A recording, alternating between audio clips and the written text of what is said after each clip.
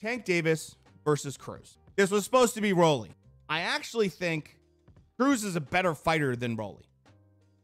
I know they were trying to pump this whole garbage narrative that Rolly Romero is a hard-hitting puncher. And I'm just like, since when? When did that happen? Oh, when he fought cab drivers? Yeah, I never bought that. I never bought this whole idea that like Rolly Romero had any chance against Tank Davis. Like zero. So this fight's actually a little bit more interesting. And I'm glad that like Tank is actually staying active.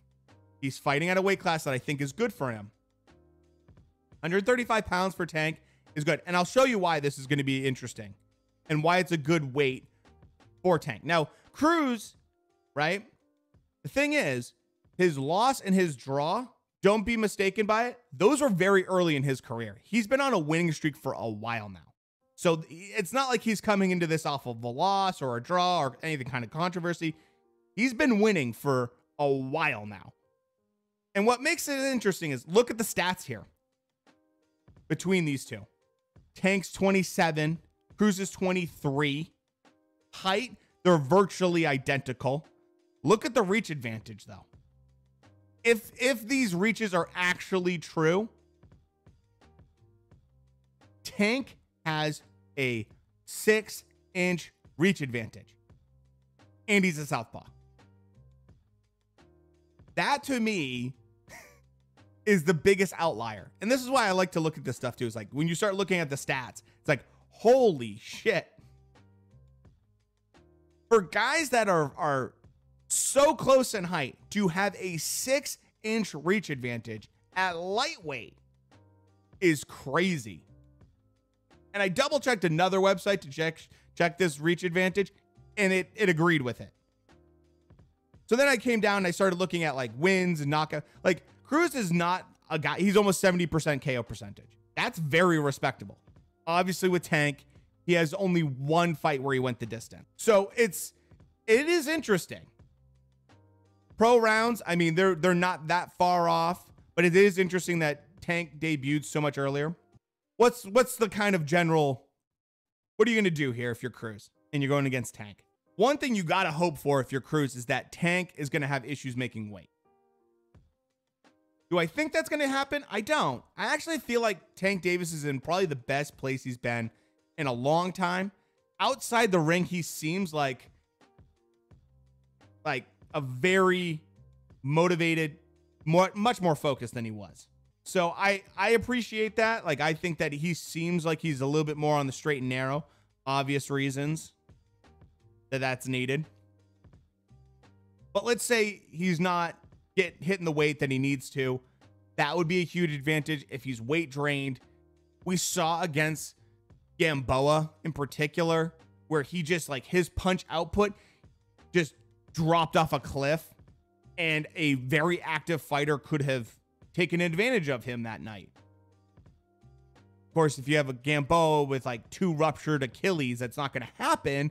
But still, if someone came along that's 23 years old and does that classic go to war Mexican style that Cruz could do to him in a situation like that, it'd be a bad night for Tank Davis.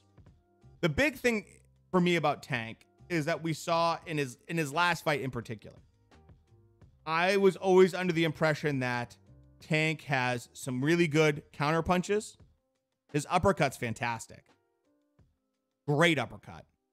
And his power is obviously, you can't deny it. In my opinion, Tank has some of the best power out of any weight class. For the size he is, his power to size ratio is through the charts. I mean, it's off the charts. It's unreal. So when I saw in his last fight where he's like losing rounds, it's like not an easy fight for him. And I start seeing him implement game plan changes. You start to see him like get in there and implement clear strategy changes. I was like, hold on a second. It really impressed me. It showed that Tank Davis is much more well-rounded than what you would be led to believe based off his previous fights. where it's just like he just smashes guys. It's not that case. He's actually a very solid, has a decent ring IQ as well. I did not love, now this is the one thing I don't love about Tank in general, is Floyd Mayweather. Floyd going over to Tank's corner and yelling at him as if he's working the corner while his corner's trying to do their job. That right there is garbage. That should never happen. That should never happen. If you're Floyd, you stay the hell away from Tank's corner. You are not the cornerman. You're the promoter. Stay away from the corner. That part right there is where we could have issues with Tank in a fight that's very close, because he's now having his corner say one thing, and then the next minute he is getting something from Floyd. That just shows like there's needs to be clear boundaries. So in the end, for Davis versus Cruz, I want to be leaning towards Tank Davis with a 9th round stoppage. I think Cruz is a really tough fighter. He's been some rounds with some good fighters. I think he can take a lot from Tank, but I do think Tank will break him down eventually and get the stoppage in around the 9th round.